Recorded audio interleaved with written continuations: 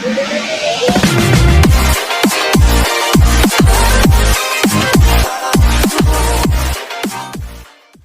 wiridan disukani orang yang sedang populer jadi wali saat itu.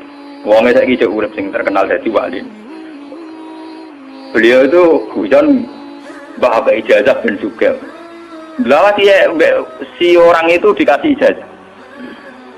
Bapak itu sebagai orang yang hafal Quran, orang syariat nyongkone bapak itu ya terus rezekinya lancar lewat kerja, mbok sawah panen, mbok apa, lah umumnya orang bapak itu orang Quran inginnya kayak umumnya orang. Ketika wiridan itu dibaca ada dua entah mbok makhluk gaib mbok jin, mbok dua usah kerep. Iya jadi kan butuh duit nih gitu. Itu jalan pintas. Namanya apa? Jalan apa? Kita ini punya Nabi Muhammad, bukan Nabi Sulaiman. Mulanya pangeran Nabi Sulaiman Nabi Sanu ora dibaleni bahaya kanggo umat. Bismillahirrahmanirrahim. Dalam surat Al-Anbiya itu semua ceritanya Nabi dipaparkan, termasuk cerita Nabi Musa, Nabi Harun, Nabi Ayub, semua Nabi. Dan semua Nabi ini punya dikomplain oleh Tuhan. Cara bahasa saat ini dikritisi oleh pilihan sikap yang paling ideal, yaitu Nabi Muhammad Sallallahu Alaihi Wasallam. Yang tidak dikritisi itu hanya satu, yaitu Abdul Anbiya, Nabi Ibrahim saja. Anit tapi millata Ibrahim Hanifah. Hanya itu saja. Sebab itu yang ada wa sholli ala Muhammad wa ali Muhammad kama shollaita ala Ibrahim wa ali Ibrahim. Mau teng surat Anbiya dijelaskan betapa miskinnya Nabi Ayub. Semua warat kudikan mampu nganti dibuat ning gone pekarangan ya di luar kampung. Ngono ditinggal bojone sekuwere semua macam-macam kerere nih. Tapi ketika adene bojone usul, ya Ayub mbok donga pangeran kersane jenengan sembuh. Ya Nabi Ayub, aku lara pirang tahun? 18 tahun. Sehat pira? 80 tahun. Aku izin ke pangeran. Lara aku mbek sehatku diake apa? Jadi dungane ngenteni nek 80 Allah.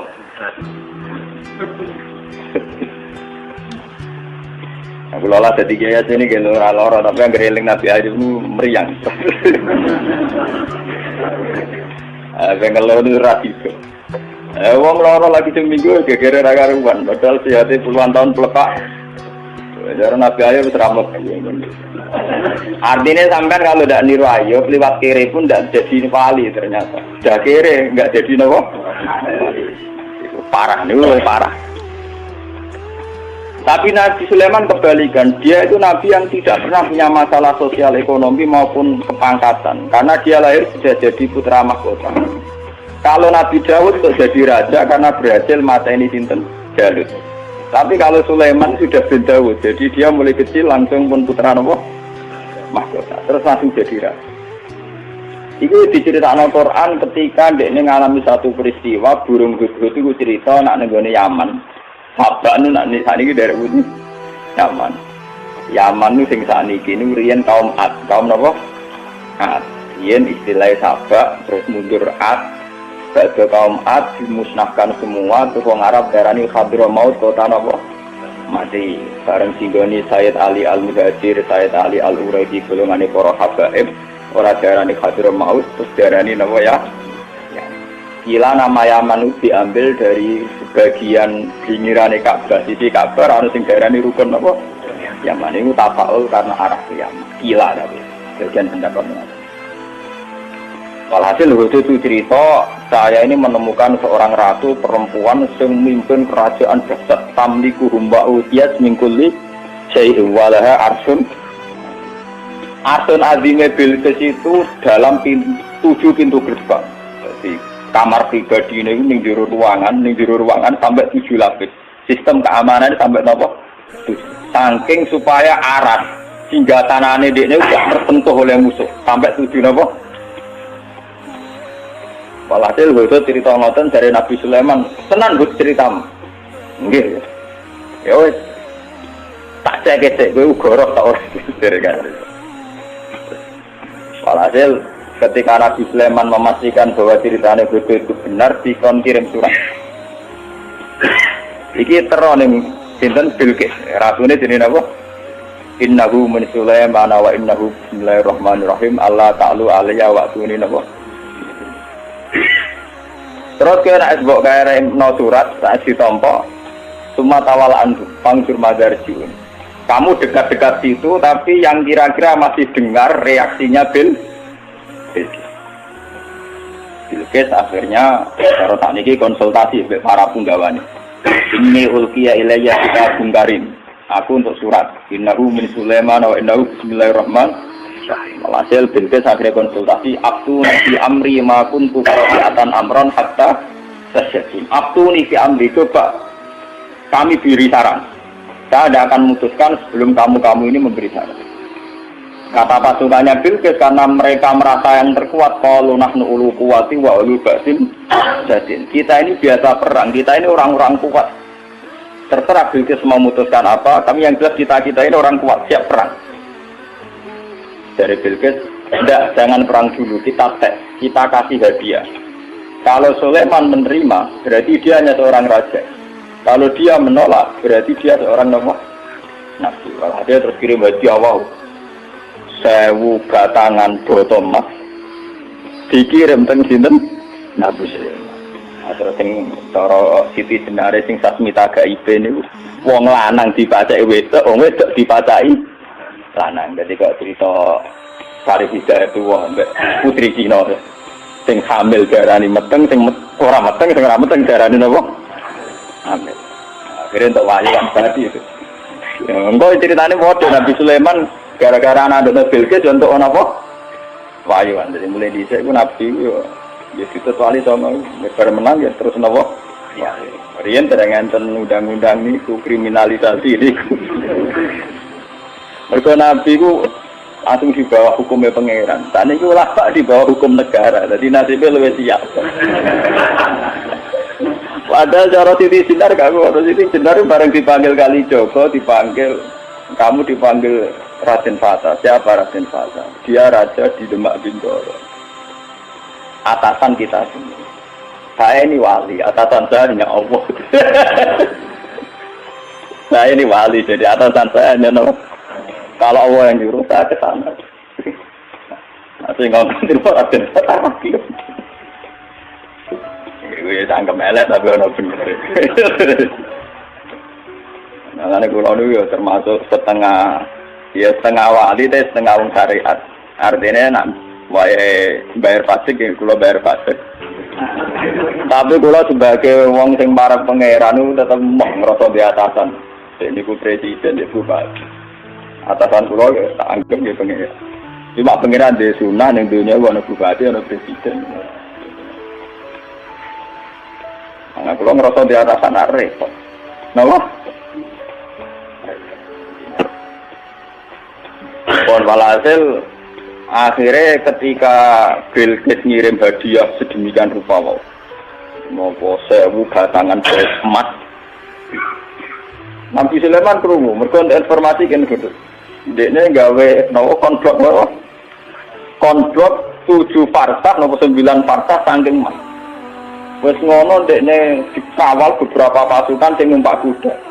Lah kudane dibeno nguyah ning kono, dibeno ngising ning semari pelecehan kan.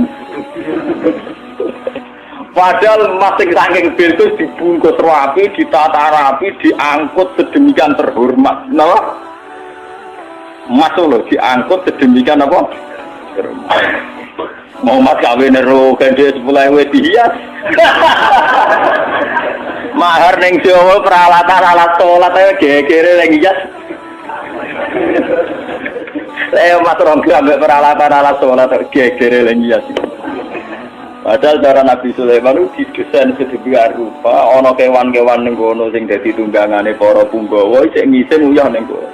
Bareng pasukane Bilqis langsung meriang. Lah ya Mas wis tak angkut tuh piye ning kene diguyok. Meriang. Walhasil akhirnya ketika ketemu Nabi Sulaiman, ketika memberikan hadiah, Sulaiman lebih sombong. Atumi bunani bimal, sama atani Allah khairum mimma atakum bal antum bihadiyatikum. Aku suga-suga wong. Mas-mas tu ning dalan-dalan tak nggo dalan. Tidak sing iki buka emas ambo. Wong kowe go emas ku cek semen. Bal antum hadiah itu menapa? Dan itu ilmu sing kula tiru. Abu Yazid Al-Bustami ulama-ulama dulu itu begitu. Jadi nak ono pejabat ngekek duit ditakok. Duit itu sudah menopo. Iya kan gini. Nah, jadi kan gitu toh. Kita lu pengalaman jinan cara nganggo duit di bank kulo.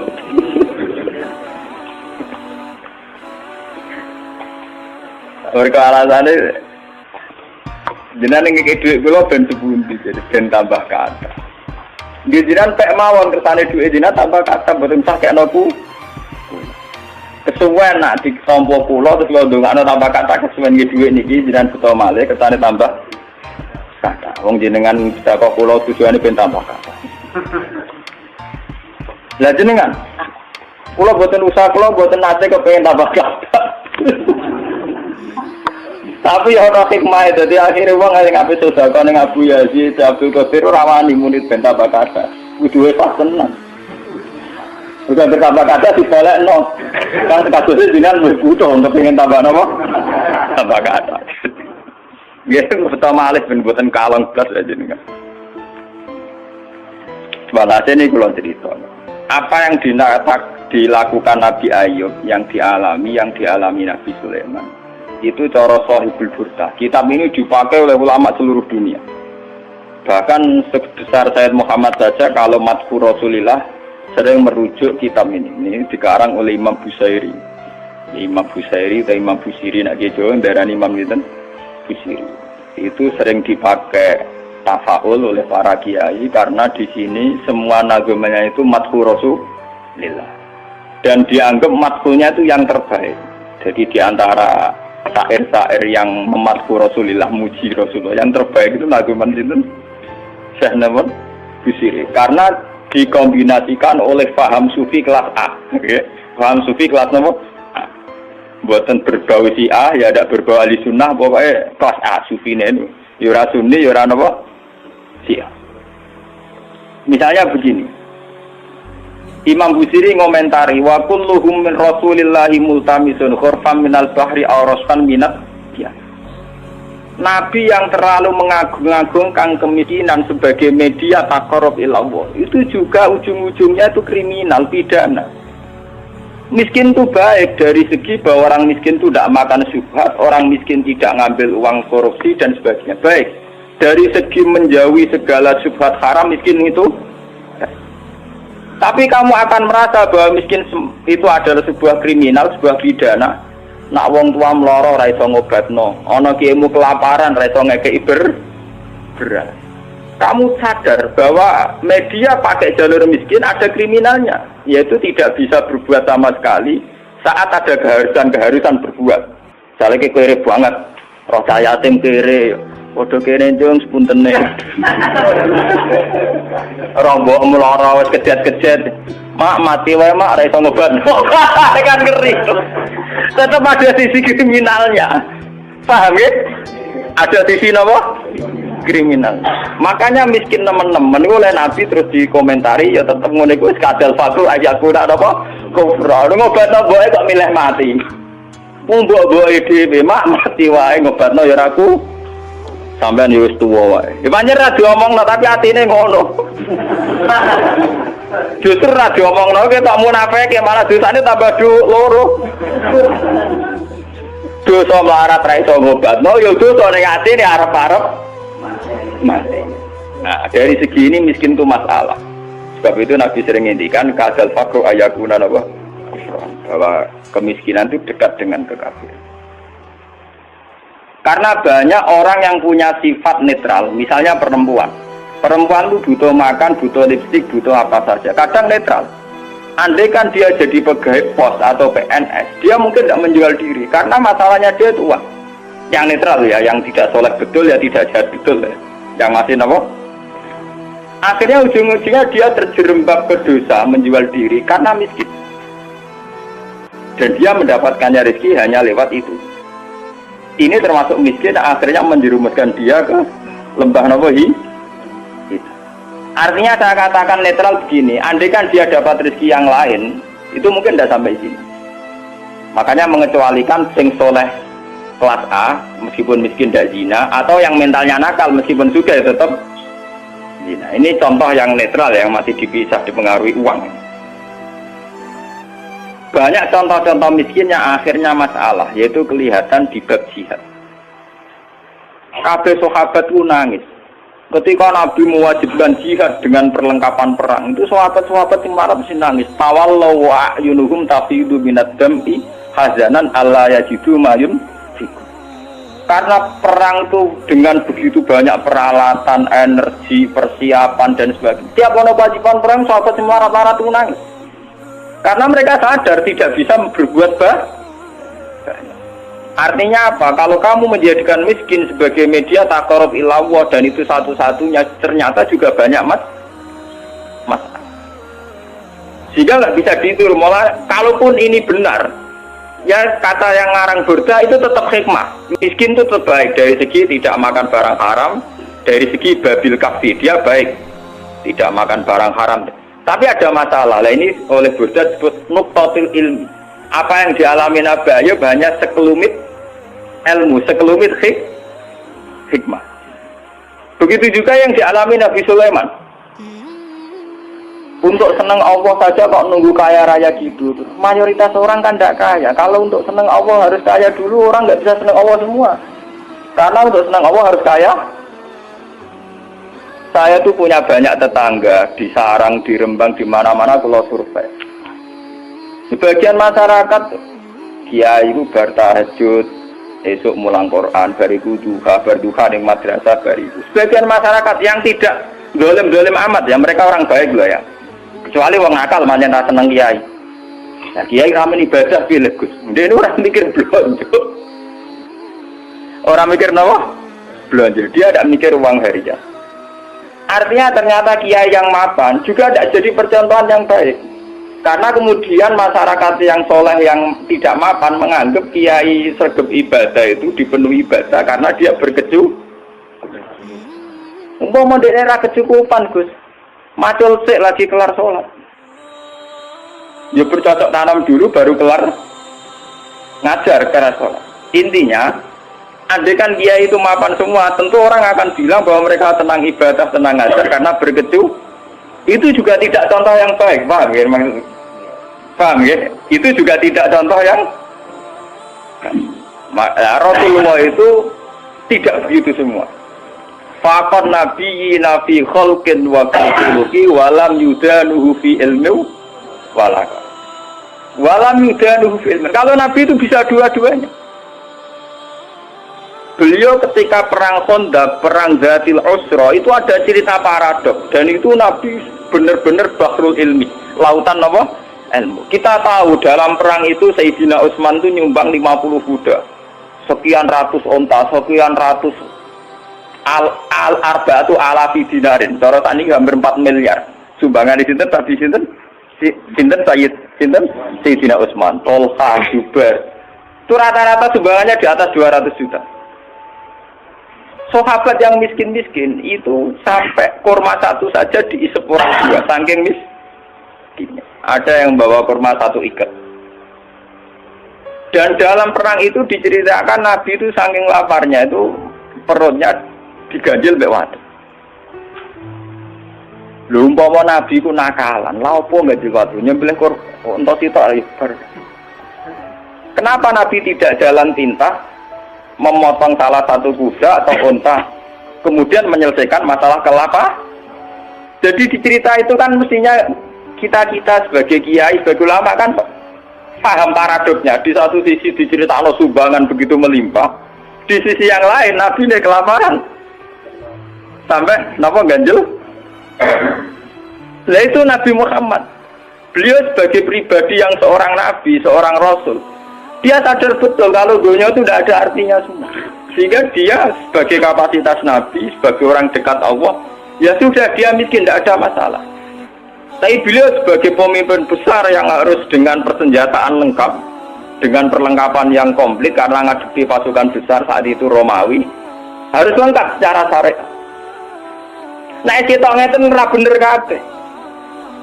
Nabi Ayub tentu tidak akan kuat ngadepi pasukan Romawi. Menghadapi bojone ora kuat. Paham nggih? Nabi Sulaiman juga tidak koordinator yang baik karena kemudian nanti yang dianggap hebat Nabi Sulaiman saja. Karena dia perang pakai pasukan jin, pasukan setan, pasukan kewan dan sebagainya. Kapan dia didik umatnya kalau jalan pintas begitu? Paham? Mulanya dinyak Imam Busiri itu walam yudanu fil bakar.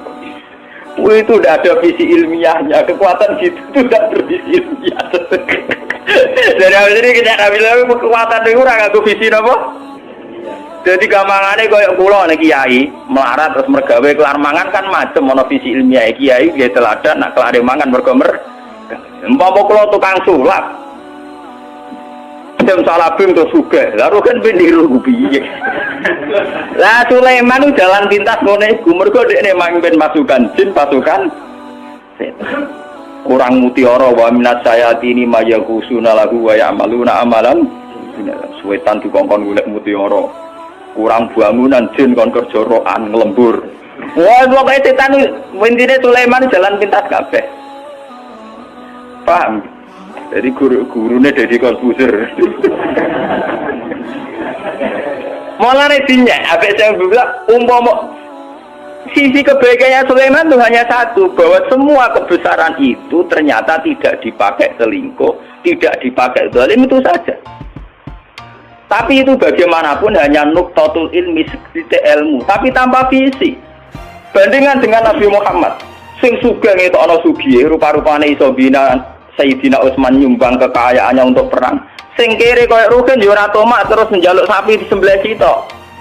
Tetep dekne jihad senajan to nggawa sak gegaman sehingga uang yang melimpah dari para donatur kaya tidak nggo makani Rugen. Mergo Rugen yo bekal de. Artinya apa? Sing kere yo jihad. Sing sugih nggih napa? Nabine yo ora kedungsangan enak-enakan nyembelih sapi. Kere bareng-bareng toleransi beruhen. Nah itu jenenge bahrul ilmi. Nabi memang orang yang luar. Kulo nu ora akelah tak tiru. Kulo nu gue melarat secara pribadi. Kulo sebagai ulama, sebagai wali, sebagai orang dekat Allah itu ya biasa nganggep dunia ora ana artine kan. Ojo wali cara versine sampean, wali cara versi sampean kudu keramat, kudu heboh. Wali cara Quran itu gampang. Allah seneng wong mukmin, Allah waliyul ladzina napa? Aman. Asal kowe mukmin itu senengi pangeran. Ya cuma tingkat senengine kan sesuai kadar iman. Iman mek ngontak ngantuk mek bingungan ya Allah senenge ya. Iman kok aman.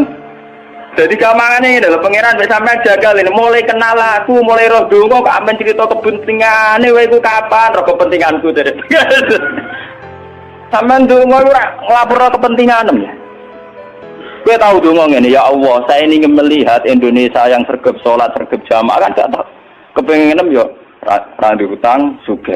Mau sebut lapor kepentingan pribadi. Allah sebagai zat yang mimpin alam global, gue punya nyamuk. Pribadi merah penting. Loror, oke.